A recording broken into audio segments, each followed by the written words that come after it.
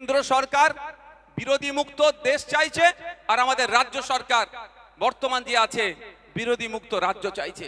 কিন্তু আমরা ভুলে গেলে চলবে না, যেখানে ডেমোক্রেসিতে বিরোধী অপোজিশন যতই শক্তিশালী থাকবে ডেমোক্রেসি ততটাই সুরক্ষিত থাকবে, এটা ভুললে চলবে না। তাই এই দুটোই সরকার বিরোধী মুক্ত করতে চাইছে, এদের বিরুদ্ধে আমাদেরকে গণতান্ত্রিক প্রক্রিয়ায় লড়াই চালিয়ে রাখতে হবে। আর না হলে কি হবে বলুন তো? অন্যায় করবে একের পর এক। আমাদের বাড়ির মেয়ে তিলোত্তমা 1 বছর অতিক্রান্ত হলো, এখনো সম্পূর্ণরূপে বিচার পায়নি। আমি অন ক্যামেরা বলছি, বিভিন্ন স্তরের মিডিয়ারা আছেন, এখানে পুলিশের লোক আছেন, এখানকার বক্তব্য ঘুরতে ঘুরতে কালীঘাটে পৌঁছাবে সেটা আমি ভালো করে জানি। তারপরেও বলছি, বিজেপি আর তৃণমূল মিলে তিলোত্তমার পরিবারকে এখনো বিচার দেয়নি। ওরা মিলে তিলোত্তমার পরিবারকে ওরা যদি চাইতো তাহলে বিচার পেত। আমি একটা ছোট্ট উদাহরণ দেবো, আমি আমার ফিরে বিষয়বস্তুতে আসবো। আপনারা জানেন সিবিআই কি বলেছে কোর্টে? যে যেদিনকে তিলোত্তমাকে খুন করেছিল, এটা মাথায় রাখবেন। অনেকে বলছে ধর্ষণ করে খুন, আমি আপনাদের বলছি খুন করে ধর্ষণ, কথাটা উল্টো লাগতে পারে। স্বাভাবিকভাবে যদি একটা ডেড বডি কোথাও পাওয়া যায়, ডেড বডি উদ্ধার হলে কি হয়? কেন খুন করেছে এটা হয় না, প্রশ্ন হয় না?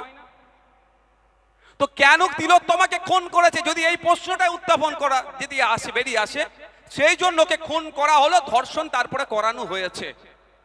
আমি এত বড় কথা বললাম, তাকে ধর্ষণ করানো হয়েছে যাতে কি কারণে খুন হতে হলো তিলোত্তমাকে সেটা না জানতে পারে, সেটা চাপা পড়ে যায়। তিলোত্তমাকে কেন খুন হতে হয়েছিল? আপনার আমার বাড়ির মেয়ে, তিলোত্তমাকে খুন হতে হয়েছিল আপনার আমার জন্য। আপনি আমি আরজি করে গিয়ে যখন ট্রিটমেন্ট নিচ্ছিলাম, সেখানে ফার্জি ঔষধ ছিল, ফেক স্যালাইন ছিল, ডুপ্লিকেট ঔষধ থাকতো। ওটি রুমে এই সঞ্জয় রায়ের মতো ডক্টর, এই সন্দীপ ঘোষের মতো ডক্টররা ওর মধ্যে মচ্ছব করতো। শুধু তাই নয়, ওই যে মর্গে যে সমস্ত মহিলারা থাকতো, সেই মহিলাগুলোর সাথে, মৃত মহিলাগুলোর সাথে অপকর্ম করে ভিডিও করে বিদেশের মার্কেটে বিক্রি করতো। এর প্রতিবাদ আপনার আমার বাড়ির মেয়ে তিলোত্তমা করেছিল, আমার আপনার জন্য করেছিল, সেই জন্য তাকে খুন হতে হলো। তাই আপনাকে আমাকে ভুলে গেলে হবে না। তিলোত্তমাকে যতদিন না বিচার পাচ্ছে আপনাকে আমাকে চিৎকার করে যেতে হবে, এটা মাথায় রাখবে। তিলোত্তমা নিজের জন্য খুন হয়নি, হতে হয়েছিল আপনার আমার। যে হসপিটালে পরিষেবা পাওয়া দরকার সেটা পাচ্ছিলাম না, এর বিরোধিতা করেছিল। এখানতে যে অস্থিগুলো থাকতো, হাড়গোড়গুলো, সেগুলো এরা বিক্রি করে দিত।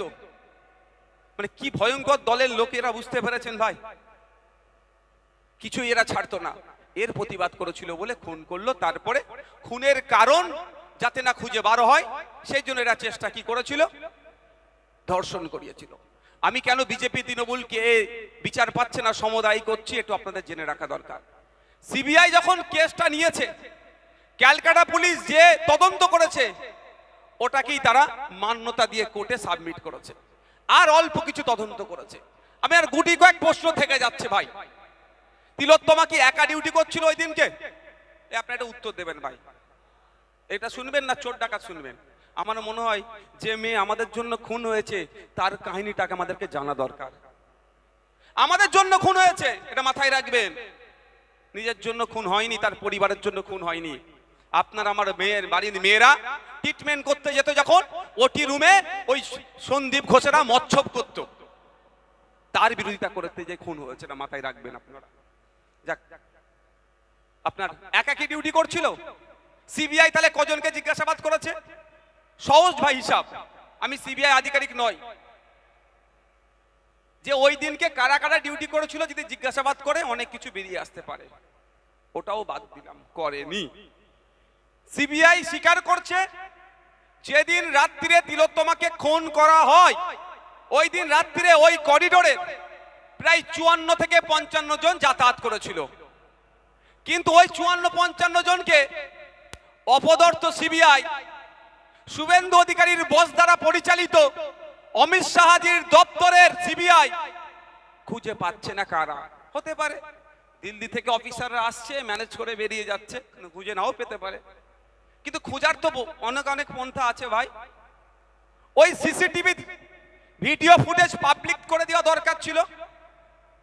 পাবলিক করে দিলেই আপনার এই অশোকনগরের আপনার ওয়ার্ডের কোনো যদি কুলঙ্গার ওই 54-55 জনের মধ্যে থাকতো, তাহলে আপনারা আপনার মন কাঞ্ছে তিলোত্তমার বিচার চাইছেন, তাহলে ওর নামটা সিবিআই আধিকারিকদের কাছে পৌঁছে দিতাম না ভাই আমরা?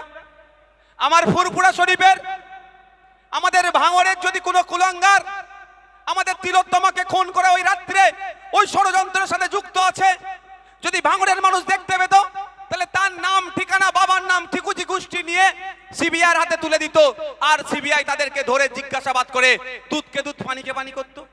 করেছে ভাই? আমি একটু পয়েন্টে পয়েন্টে কথা বলি, এইদের আবার জয়েন্টে জয়েন্টে ব্যথা করে। আমি কি করতে পারি ভাই?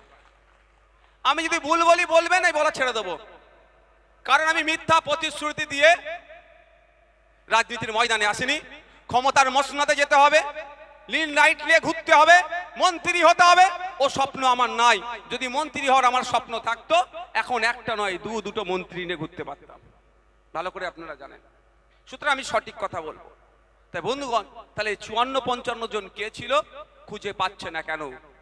বা আর কারা খুনি, খুঁজে পাচ্ছে না কেন? এটাই তো ব্যাপার। যারা এই খুনের সাথে যুক্ত, তারা তৃণমূল কংগ্রেসের দামাল নেতাদের দামাল ছেলে মেয়েদের মধ্যে পড়ে গিয়েছে। তৃণমূল কংগ্রেসের দামাল ছেলে মেয়েদের মধ্যে পড়ে গিয়েছে। সেই জন্যই জানেন তো আপনারা, দিদি সমস্যায় পড়লেই দাদার দ্বারস্থ হয়, জানেন তো নাকি ভাই? হ্যাঁ, দাদা দিদির লোকেরা থাকলে একটু রাগ হতে পারে, কিছু করার নেই।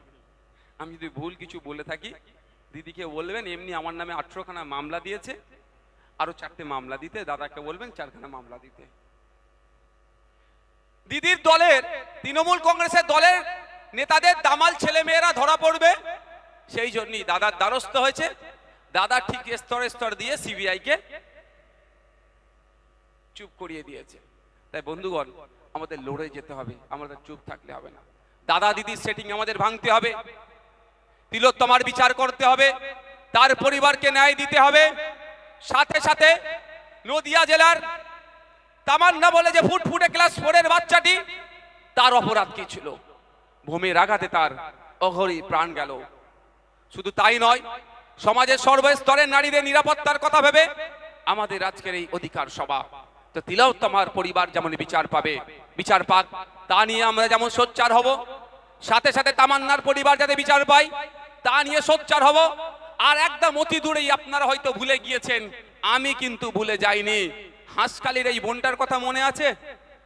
কজনের মনে আছে? হাত তুলুন তো, সত্যি তুলবেন, যাদের মনে নেই হাত তুলবেন না। কিন্তু দেখেন, খান 50 এখানে হাত তুলেনি, এটা নিয়ম, এটা নিয়ম। 2-4 দিন খুব আগুন ছুটবে, তারপর আস্তে আস্তে ভুলে যাবে। হাঁসখালিতে একটি নাবালিকা, সেখানেও তৃণমূলের নেতার ছেলে তাকে ধর্ষণ করেছিল। পরে ওকে বলা আছে কি নাকি প্রেগনেন্ট ছিল, লাভ অ্যাফেয়ার ছিল বলে কাটিয়ে দেওয়ার চেষ্টা করেছিল। আমি আজকের ডেটেও বলছি, আমার এখনো সন্দেহ হয় হয়তো ওই বাচ্চা মেয়েটি জীবিত ছিল, রাতের অন্ধকারে ওকে জোর করে দাহ করেছিল। ভুলে যাচ্ছেন নাকি? ওরও বিচার যাতে হয় সেটা কিন্তু আমাদেরকে দেখতে হবে। আর এই তৃণমূল এত বর্বরের দল, হিন্দু ধর্মের ধর্মীয় রীতি অনুযায়ী মৃত্যুর নির্দিষ্ট দিনের পরে কি করতে হয় গো? শ্রাদ্ধের অনুষ্ঠান করতে হয়। আমি যেই দিনকে পৌঁছেছি ঘটনাক্রমে, ওই দিনকেই শ্রাদ্ধের অনুষ্ঠানের ডেট ছিল, কিন্তু গিয়ে দেখি, খবর পাচ্ছি যে লোকালে যত পুরোহিত মানুষ আছে, এই বর্বরের দলেরা, তৃণমূল কংগ্রেসের নেতারা, একে তো মেয়েটাকে মারলি, রাতের অন্ধকারে দাহ করলি, ধর্মীয় রীতি না মেনেই আমি মনে করি দাহ করেছে, আর জীবিত হয়তো ছিল, দাহ করলি তোরা। তারপরে ধর্মীয় বিশ্বাস, শ্রাদ্ধ করলে সে তার স্বর্গে যাবে, বা ধর্মীয় বিশ্বাস যেটা, তার প্রত্যেকটা ধর্মীয় বিশ্বাসকে আমি রেসপেক্ট করি। আমার আলাদা ধর্মীয় বিশ্বাস আছে, অনেকের অন্য অন্য আছে। তারপরেও আমি যেটা বলছি, তো কি হলো, খবর পেলাম যে ও এ করতে দিচ্ছে না। লোকাল যত পুরোহিত আছে এমন ভয় দেখিয়েছে, কে বেচারি আসতে চাইছে না। তখন বর্ধমান থেকে সম্ভবত এবিটি এর টিচার্সদের একটা টিম এসেছিলেন। আমিও তাদেরকে বললাম, সাহেব, তাদের মধ্যে কয়েকজন লোকাল ছিল যে দূর থেকেও যদি হয় তাদেরকে নিয়ে আসুন, আমি এখানে থাকবো। যদি আমার তাড়াহুড়ো ছিল, যতক্ষণ না পর্যন্ত শ্রাদ্ধের অনুষ্ঠান হচ্ছে আমি এখানে থাকবো। আমিও দেখবো কোন বেটা এসে তিলোত্তমা এই আপনার নদিয়ার ওই হাঁসখালির পরিবারকে ডিস্টার্ব করে। আমার কি জাত চলে গেল নাকি? রাত চলে গেল নাকি? কিন্তু আমার বলার কারণটা হচ্ছে ওদেরকে ভুলতে হবে না, ওর বিচারটাও পেতে হবে। তাই ইন্ডিয়ান সেকুলার ফ্রন্ট মনে করছেন শুধু তিলোত্তমা তামান্না নয়, সমাজের প্রতিটা স্তরের মহিলাদের সার্বিক নিরাপত্তার ব্যবস্থা রাজ্য সরকারকে নিতে হবে। আপনি যখন আপনাদের, আমি বিধানসভার মধ্যে বারবার দেখেছি, যখনই কোনো বিষয়ে প্রশ্ন করি, প্রশ্নটা যখন একটু তিতে হয়ে যায়, তখনই আমাদের উত্তর দেয় কি জানেন? মহিলা মুখ্যমন্ত্রী, মহিলা স্বাস্থ্যমন্ত্রী বলে ওই মহিলা কার্ড খেলার চেষ্টা করে। তাহলে আমি এই জায়গায় দাঁড়িয়ে বলি, যদি মহিলা মুখ্যমন্ত্রী, মহিলা স্বাস্থ্যমন্ত্রী, মহিলা অর্থমন্ত্রী বলে আপনি উত্তর দিয়া থেকে এড়িয়ে যান, তাহলে মহিলা তিলোত্তমা এখন এখানে বিচার পেল না, তামান্না এখন এখানে বিচার পেল না, হাঁসখালির ওই মহিলাটা এখন এখানে বিচার পেল না, বা তাপসী মালিক এখন এখানে বিচার পেল না।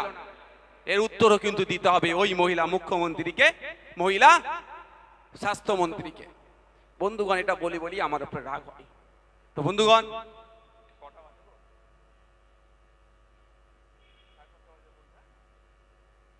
ভালোই গরম আছে এখানটায়। অশোকনগর গরম এলাকা নাকি? না তো। আরে অশোকনগরে এই তো আমার দাদা, স্টেজ এখন তোলা যাবে না, পার্টি স্ট্যাম্প লেগে যাবে। আছে, এসে গেছে। টুকাইদাকে চেনেন অশোকনগরের লোকেরা? চেনে তো? আছে, থাকে। আমাদের দাদা ভাইয়ের সম্পর্ক, আমার সিনিয়র ভলিবল প্লেয়ার। যাক, প্রসঙ্গগুলো পরে বলবো। তো অশোকনগরের এসে আমি বেশ কিছু কয়েকটা কথা বলতে চাই। একটা এখন সব থেকে বেশি বিষয় যেটা হচ্ছে, সেটা কি? এসআইআর এর নামে মানুষকে বিভ্রান্ত করছে শুভেন্দু অধিকারী আর মমতা ব্যানার্জি। আমার মনে হয় ফেস টাইমে দুজনে খুব গল্প করে নেয় যে বাংলার মানুষকে কিভাবে ফুল বানাবো, বোকা বানাবো। আমার খুব সন্দেহ হয় দুজনে হয়তো ফেস টাইমে কথা বলা বলি করে। একজন কি বলছে, 1.5 কোটি রোহিঙ্গা ভারতবর্ষে পশ্চিমবাংলায় আছে, তাড়িয়ে দেবো বলে আমার হিন্দু ভাইদের মন পেতে চাইছে।